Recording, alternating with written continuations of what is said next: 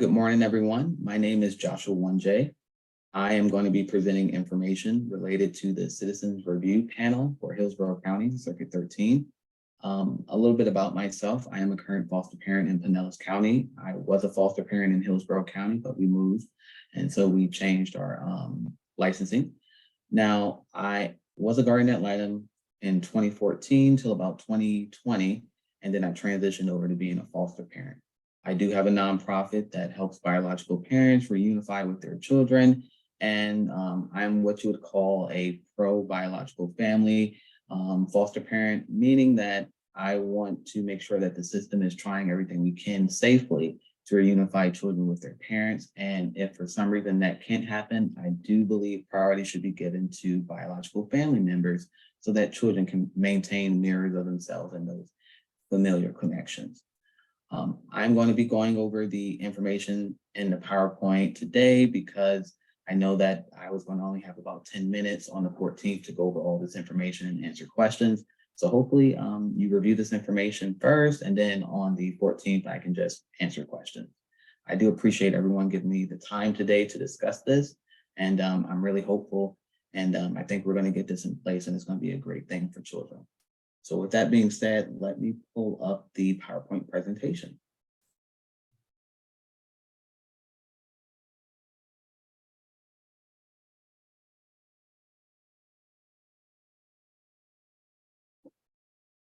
Okay, as previously stated, my name is Joshua 1J. I have the nonprofit Olivia's Promise, Inc.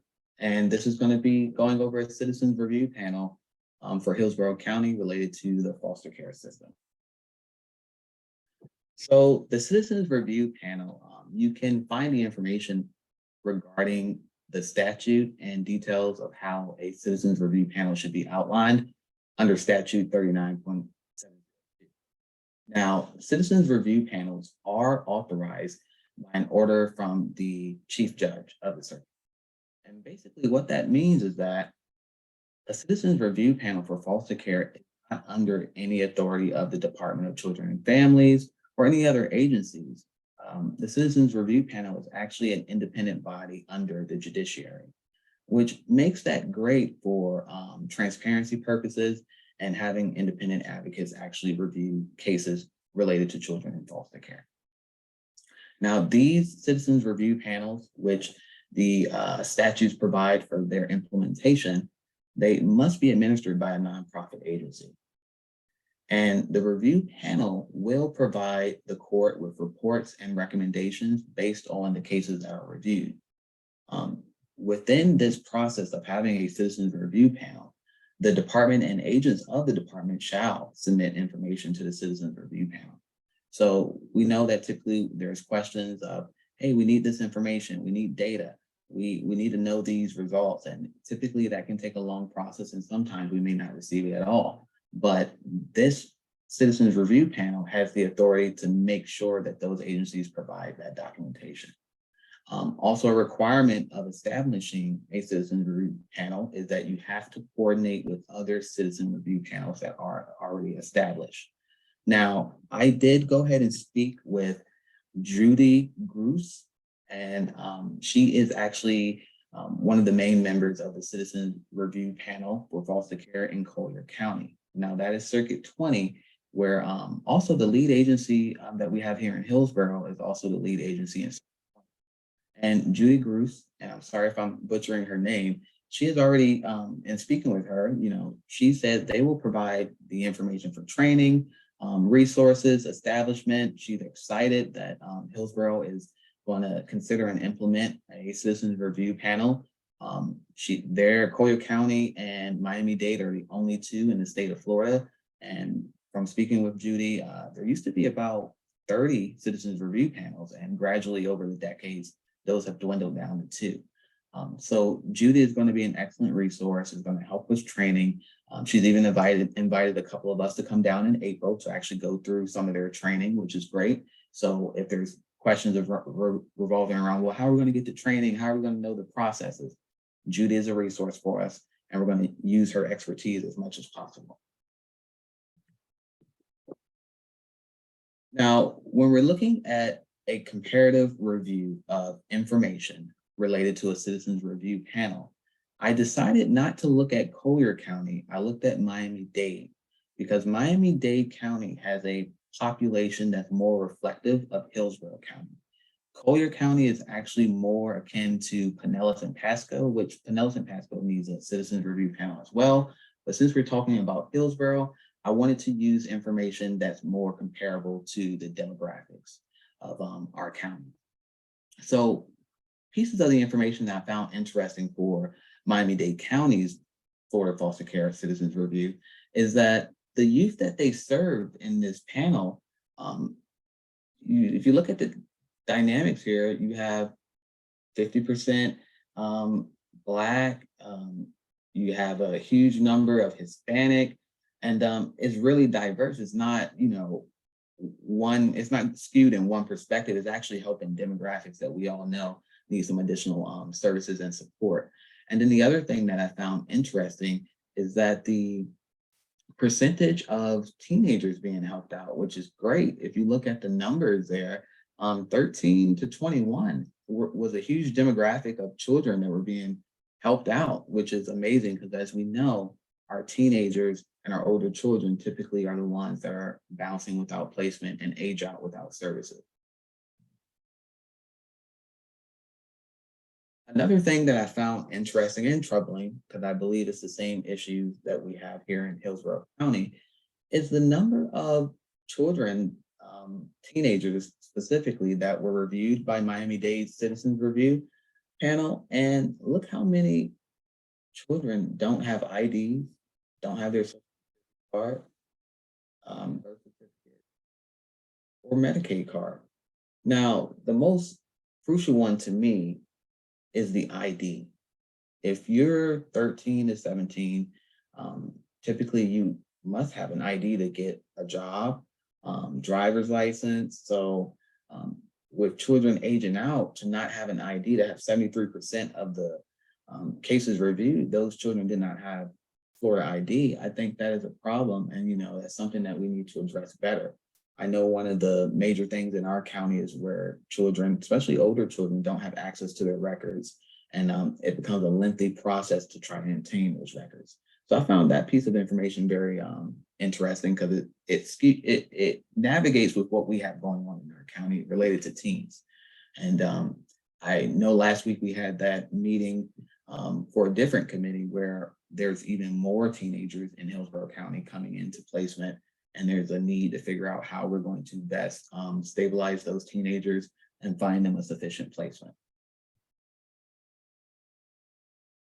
This is another statistic that I found interesting from the Miami-Dade Citizens Review panel.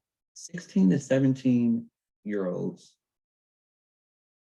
77% of those teenagers had no financial literacy training.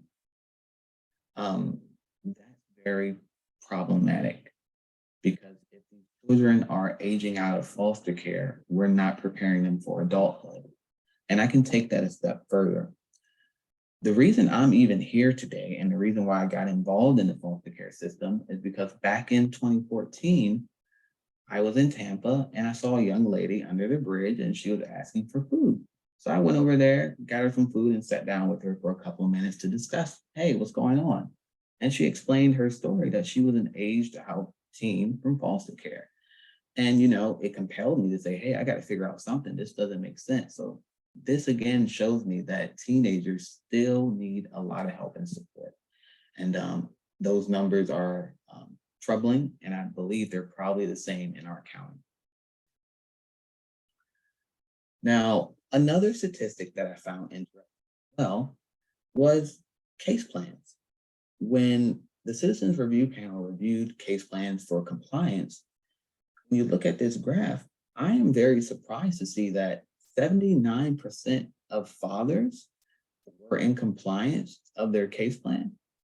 I mean, I think that's a great number considering that, we typically in our county, we have an issue with locating fathers, with fathers being involved in the case plan. So that information was quite interesting. I'm also interested at the data here that shows that 46% of mothers were in compliance, substantial compliance with their case plan. But then when you get down to partial compliance on both fathers and mothers, that number gets better. And then only 3% non-compliant.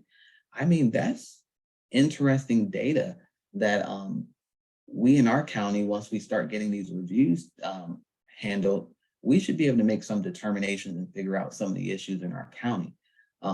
The important thing also is that the Citizens Review Panel, how they looked at whether or not a case plan was in compliance, it was a reasonable measure. So for example, say you have a mother who part of that case plan is to do visitation, right?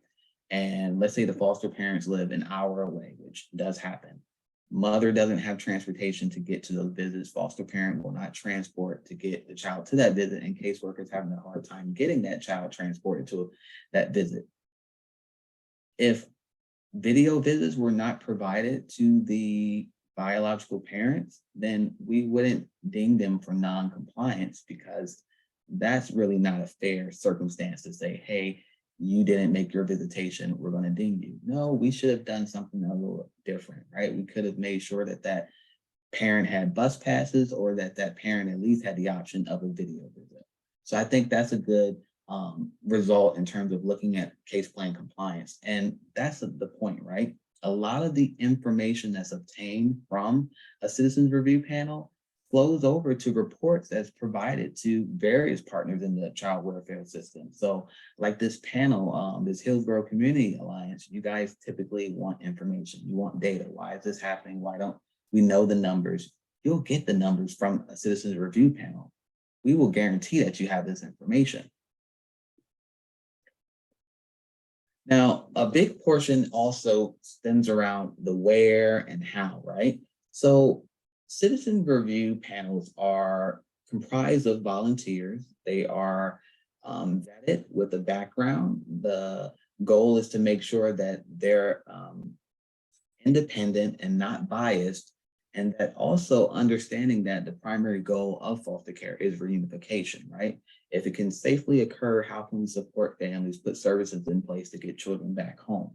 Now, when people say, well, how can you do that? How much money is it going to cost? And how are you going to coordinate all those various aspects? Well, the money is going to be minimum, because a lot of the driving force behind the Citizens Review Panel are volunteers, right? People volunteer their time, and people, you don't have to pay employees to facilitate this process, right? And that's why the nonprofit comes in, a 501c3. That's why it's important.